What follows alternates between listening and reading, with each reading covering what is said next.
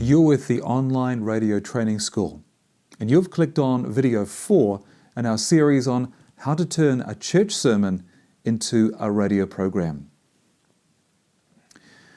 Once you have recorded and saved the sermon, you'll need to edit it for airplay.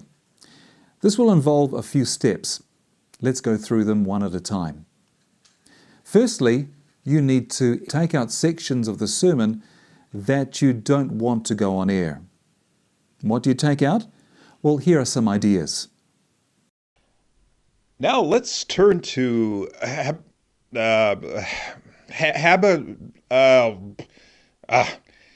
Habakkuk chapter 2 and see what God says about his people. Remove any obvious mistakes. So first, God's people are a giving people. By the way, if you want to give to our renovation fund, pick up a donation envelope in the foyer. And second, God's people are a serving people. Definitely take out sections that relate only to that church congregation or things that are time sensitive. Radio listeners will not be able to relate to this. So, who would like to receive this $5 note?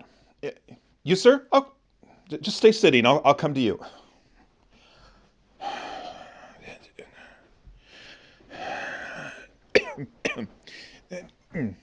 Okay. Yeah. All right. There you are. And back to the stage. Even though I stood on that $5 note and crumpled it up, we all agree it did not lose its value. Take out long sections of silence. There may be something happening visually, but that will mean nothing to a radio listener. This includes times of prayer ministry. Now, to illustrate my point, let me show you this clip from the movie Ice Age. Thank you. Go ahead and play the clip.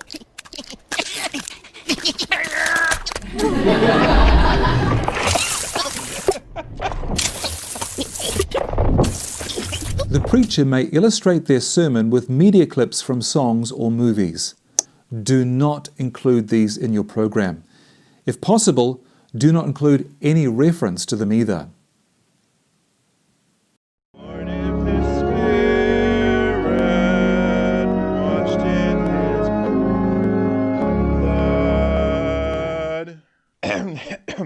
Today I'd like to continue our series about love and how the Bible... Please remove congregational singing. And now let's turn to John chapter 3. And we see God's plan for Christ's life on earth. Thank the Lord for the caboose. Now, where was I? Yes. Let's turn to John chapter 3. Edit out any loud, unwanted noises and train your preacher to repeat any section that got drowned by the noise.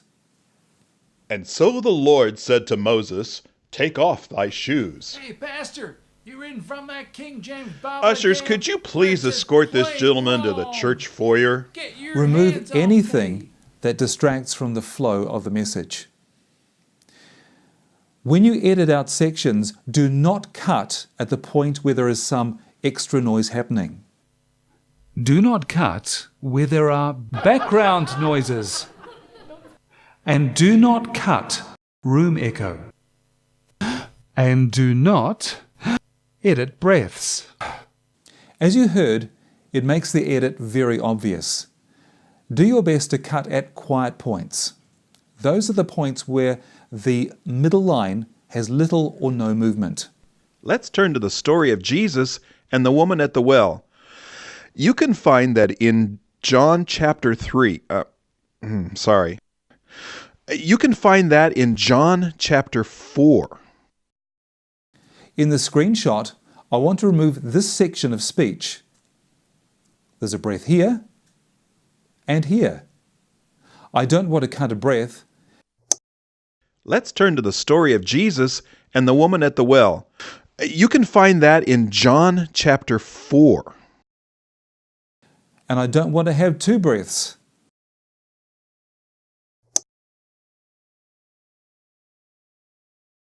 Let's turn to the story of Jesus and the woman at the well.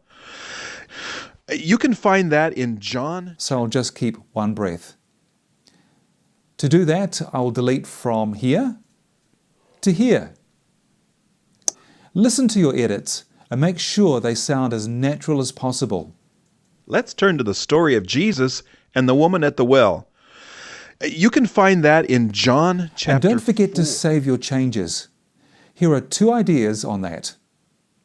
Some producers keep an original copy of the recording just in case. Others do a save as after every step, so if there's a major problem, they can simply return back to the last save point. Okay, now that we've edited, we can apply some noise reduction. If there's any constant background noise, you can try and remove it using your audio editing software. By constant background noise, I mean things like a hum, some hiss, or air conditioner sounds. To do this, you'll need to take a sample of the background noise by itself. So you'll need to find a section of the recording that has the noise only, and no speaking, and no other sounds. Once you have the sample, you can use it to do a noise reduction. But once you've applied noise reduction, listen back to make sure it sounds okay. You see, if it's not done right, noise reduction can make a voice sound worse, like this. Now let's turn to Habakkuk chapter 2 and see what God says about his people. Yeah, Control Z may be your best friend. Now, noise reduction will not remove any sudden noises like the preacher banging his microphone. See if you can edit that out. Thirdly, once you've done noise reduction, you may wish to add some compression. What compression does, it decreases the loud parts and increases the quiet parts and makes the voice volume more even. Here are 2 methods of doing this. One method is to boost the volume slightly and then use a hard limiter to slice off the loudest parts only. In this case, I will set it to -3 dB. This gives us a full but natural sound. Alternatively, you can simply apply compression. Your software is likely to have many different settings for voice. Just remember that some compression settings can boost unwanted noise.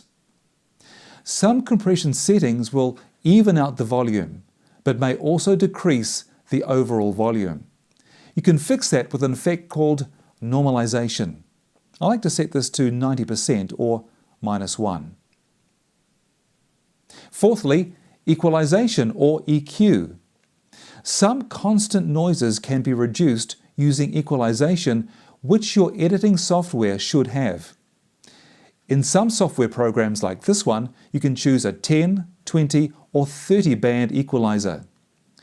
For this process, the more bands the better. The line in the middle means no change, and we increase or decrease each frequency range by moving the faders up or down.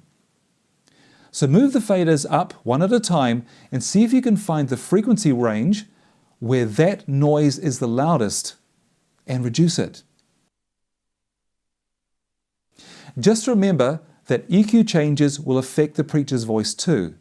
Listen and let your ears be the judge. You can also apply equalization if the preacher's voice sounds a bit lifeless. To reduce harshness, try pulling down the mid-range frequencies a tiny bit. You can reduce boominess by completely cutting out frequencies below 150 Hz. And to add a bit of sparkle, try a tiny boost to high frequencies between 6 kHz and 12 kHz. Of course, save your changes. And that is our edited sermon. Now, don't convert your sermon to MP3 just yet. There's more to be done. But that's in our next video. I'll spot you then, and happy broadcasting.